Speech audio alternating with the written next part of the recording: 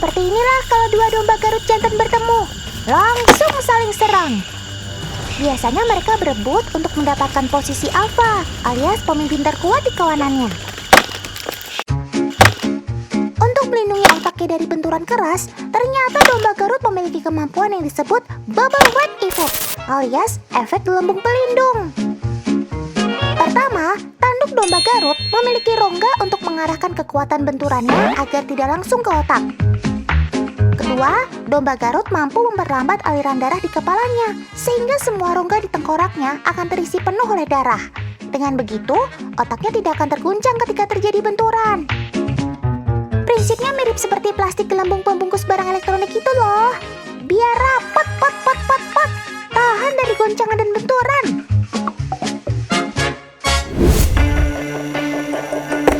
Nah, pertarungan keduanya baru akan berakhir ketika salah satunya sudah tidak kuat lagi melanjutkan. Sob, disayang-sayang dong kepalamu. Jangan dijedot-jedotin terus gitu.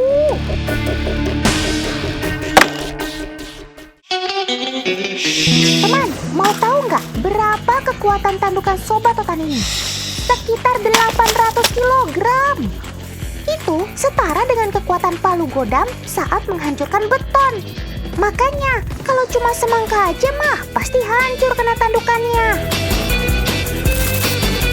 Kekuatan ini dihasilkan dari kombinasi kaki otot tubuh terlatih, dan kerasnya tanduk. Wih, gentengnya sampai hancur berkeping-keping. Begitu juga dengan karung berat berisi pasir ini.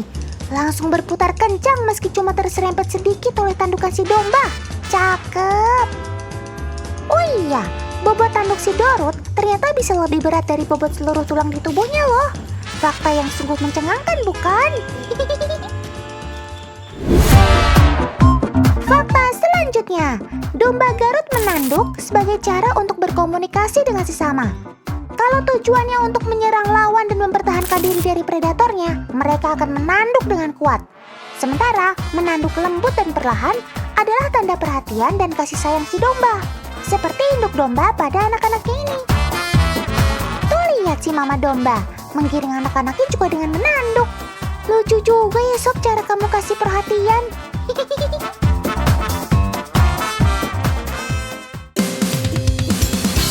Wah, ada yang nemenin jogging Kak Cindy nih. Kayak pelihara anjing aja kak. Loh, kok jadi balapan? Gak usah kaget, domba memang bisa lari kencang teman. Ditopang otot kakinya yang kuat, domba Garut bisa lari dengan kecepatan 48 km per jam. Itu si Kak Cindy harus naik motor biar bisa ngimbangin kecepatan larinya domba Garut.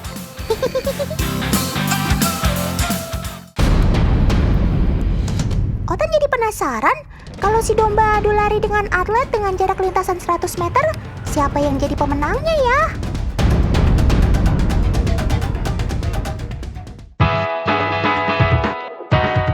Nampaknya ini akan menjadi persaingan yang sengit, teman.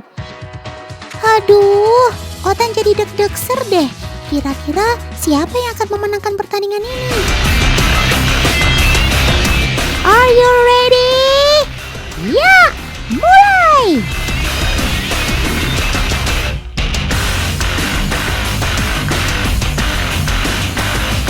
Ya, pertandingan selesai! Waktu tempuh sang domba adalah 11 detik kurang. Sedangkan waktu tempuh atlet lari kurang dari 10 detik.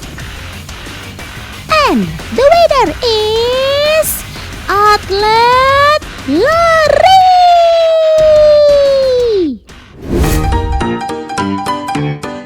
Tahu dong kalau seni adu ketangkasan domba merupakan tradisi sekaligus budaya yang telah mendarah daging bagi masyarakat Garut Jawa Barat? Nah, domba Garut yang terpilih sebagai juara gak cuma mendadak jadi terkenal loh. Bahkan, tawaran untuk membeli domba Garut Jawara juga bakal berdatangan. Dan harga tawarnya sungguh fantastis. Ada yang mencapai 500 juta rupiah. Seharga mobil loh. Tapi sebandinglah dengan usaha si domba ini untuk menjadi juara adu ketangkasan. Latihan seruduk sudah pasti. Lalu latihan berenang. Bahkan, dia juga harus latihan nge-gym pakai treadmill demi mendapatkan bentuk tubuh proporsional. Cakep!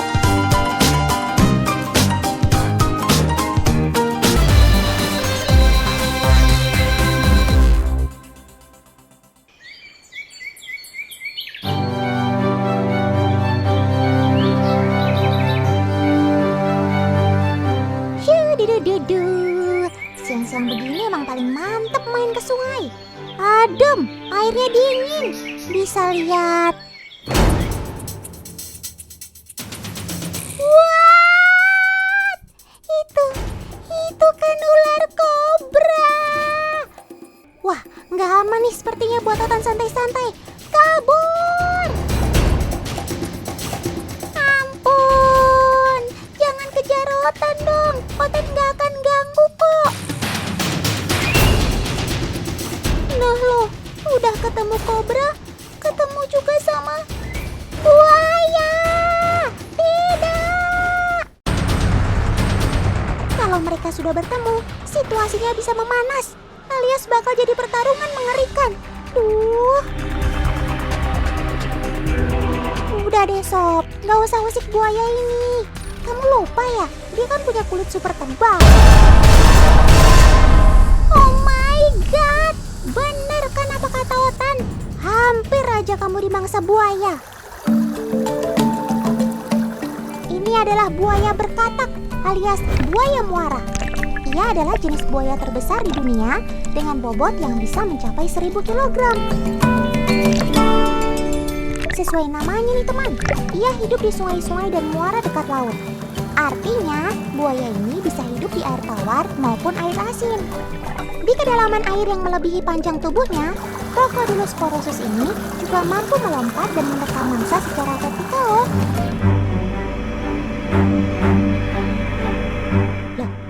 Loh. Sepertinya Otan terjebak di sarang buaya muara deh. Sebelah kanan buaya, di sebelah situ juga buaya. Otan harus kemana dong? Stop. Kenapa kalian berkelahi?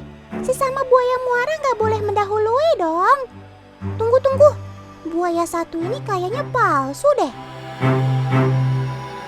Maksud Otan, dia itu bukan buaya muara asli. Sebagai reptil teritorial, dia nggak suka tuh ada pendatang yang nggak permisi dulu. Aha, Otan ingat sekarang. Ini kan si Nova.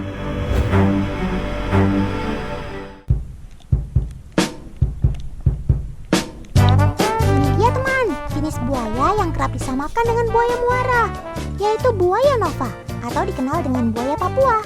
Buaya Nova ini masuk kategori Appendix 2 atau hewan yang bisa terancam punah bila perdagangannya terus berlanjut.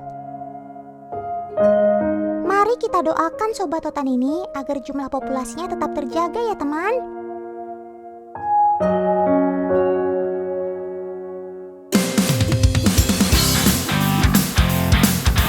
Halo, teman di rumah masih pada bingung ya di mana letak perbedaan buaya muara dan Nova?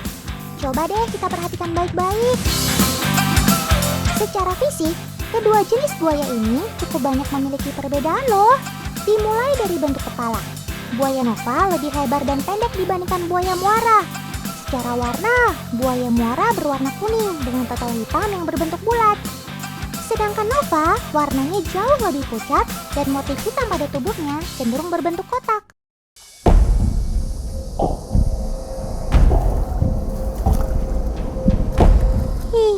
Sob, jangan liatin Otan kayak gitu dong serem banget tau. Rasanya Otan kayak mau diterkam. Kok kamu malah jalan ke arah Otan? Masa iya Otan mau dimakan sih Sob? Kabur! Yalah, ternyata si Nova bukan liatin Otan, tapi itu tuh teman. Lihat nggak yang di dalam air itu? Iya, si Nova lagi liatin kepiting kecil itu.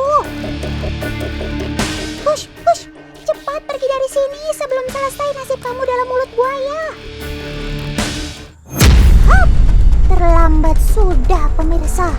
Dengan sigap dan cepat, si Nova langsung memakan kepiting air ini. Nggak usah heran bin ajaib lihat sobat totan ini mampu makan kepiting. Cangkang ketan ini masih tergolong rapuh dan super mudah untuk dihancurkan menggunakan rahang buaya yang super kuat. Buaya air tawar ini punya 40 hingga 60 gigi besar dengan tekanan kekuatan rahang 3690 psi atau pound per inci persegi. Sedangkan manusia hanya mencapai 160 psi. Itu artinya tekanan rahang buaya 23 kali lebih kuat dari manusia. Kebayang kan ngerinya kena gigitan predator satu ini?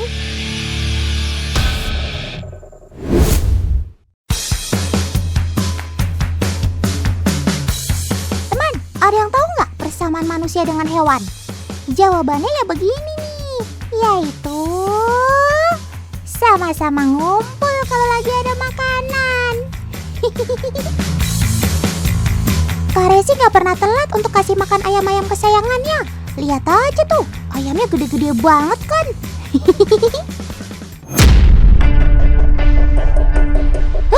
Ada yang gak beres nih teman.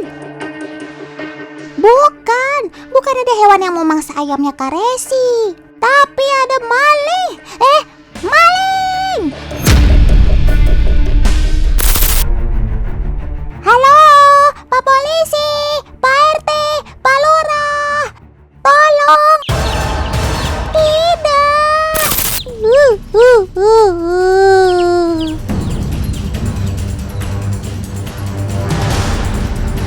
Yang sabar ya ibu ayam. Naluri seorang ibu emang gak kaleng-kaleng nih teman. Buktinya sang induk langsung mencari ketiga anaknya.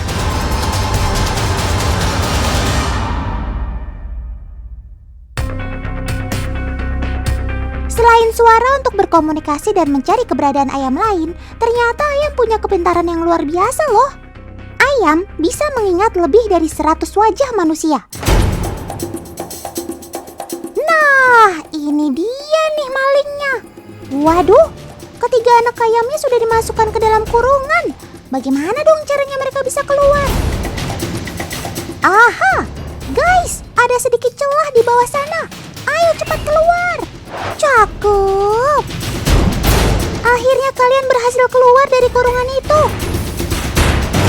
Jangan berpencar ya. Kalian harus tetap bersama sampai induk kalian. Yeay! Ibu ayam benar-benar datang menjemput kalian, sob. Syukurlah kalian bisa berkumpul lagi.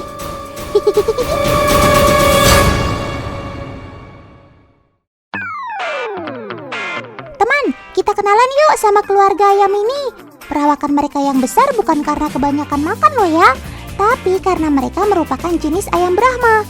Ciri khas dari ayam Brahma ya terletak pada postur tubuh yang besar serta bulu yang tumbuh lebat hingga ke bagian kaki. Ayam bongsor ini pertama kali dikembangbiakan di Amerika Serikat loh. Karena badannya yang jumbo, ia dimanfaatkan sebagai ayam pedaging dan petelur. Bobot dari ayam Brahma sendiri bisa mencapai 8 kg. Mantap! Namun karena cantiknya bulu serta postur tubuh yang unik, di Indonesia ayam Brahma laris dipelihara sebagai ayam hias.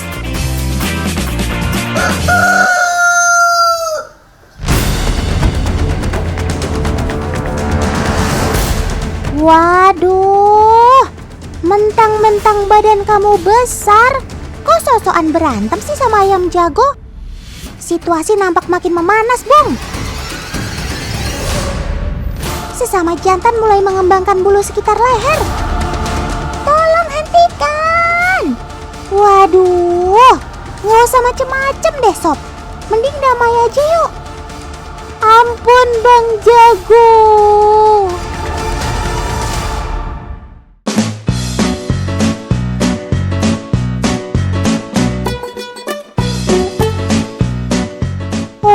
Jadi ini yang bikin ayam Brahma tersulut emosi.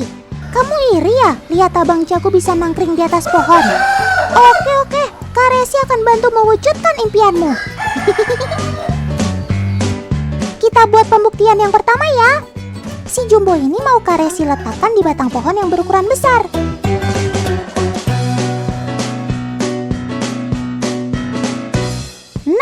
Ternyata ayam Brahma masih bisa berpijak di atas batang yang besar, teman. Cakarnya pun gak perlu mencengkram batang tersebut.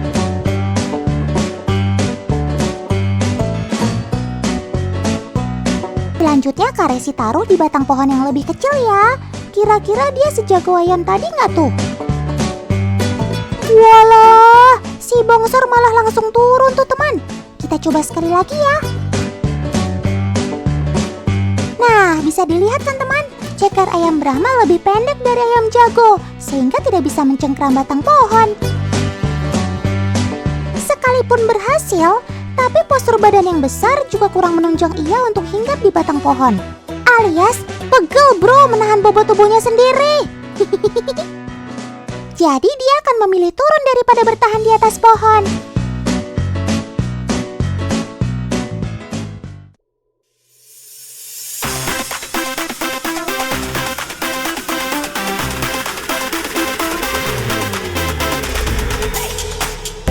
Es batu sebaskom gini enaknya dibikin apa ya teman? Es teler? Apa es doger? Salah semua nih jawabannya. Dengan es batu ini, Kak Resi mau tes ayam bule ini nih. Kita lihat ya reaksi dari ayam Brahma ketika berada di tumpukan es batu seperti ini. Wah, dia diem aja loh. Kamu lagi kena hipnotis ya sob? Tumpukan es batu ini kan dingin pul. Otan baru inget nih. Ayam Brahma kan termasuk ayam yang punya pertahanan tubuh cukup baik. Ia dapat bertahan pada perubahan cuaca apapun. Bukan hanya kakinya aja yang kebal dingin, tapi di Eropa sana, bulu-bulu tebalnya berfungsi seperti selimut agar dapat bertahan di cuaca dingin. Cakep! Nah, kalau si jago malah otomatis kabur kena yang dingin-dingin. Gimana sih kamu sob? Gak bakat jadi bule kayak ayam Brahma nih.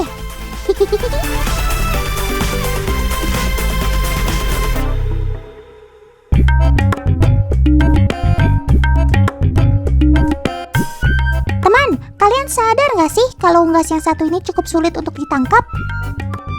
Ternyata kecepatan lari ayam mencapai 14 km per jam. Beda tipis dengan kecepatan seekor tikus. Lincah banget ya. Meskipun badan ayam Brahma cenderung besar, tapi nggak berpengaruh dengan kecepatan larinya ya.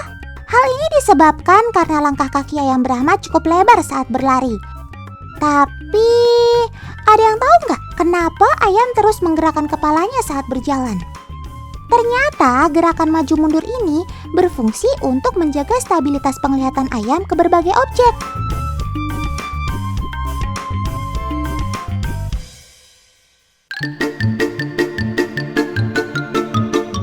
Tahukah teman, jika ayam memiliki indera penglihatan yang lebih baik dari manusia? Meski mata ayam terletak di dua sisi kepalanya, namun tidak menjadi kendala bagi mereka dalam melihat. Justru jarak pandang ayam sangat luas berkat kemampuan stereoskopi dan binokularnya. Semakin kecil bentuk bola mata, maka semakin luas jarak pandangan hewan. Sedangkan binokular adalah gabungan bidang pandang mata dari dua mata atau lebih. Bidang pandang binokular ini berguna agar ayam dapat memperkirakan jarak suatu benda. Tapi ada satu kelemahan penglihatan si ayam. Yap, ayam tidak bisa melihat sesuatu yang persis di belakang kepalanya. Meski demikian, ia dapat mengetahui ancaman meski tidak menolehkan kepala sedikitpun. Cakep!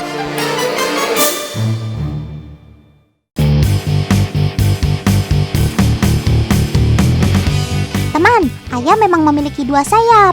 Tapi apa ya fungsi sayap yang sesungguhnya pada ayam?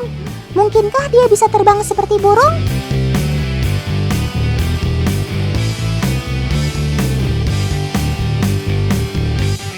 Nah, ternyata sayap ayam tidak sama seperti burung.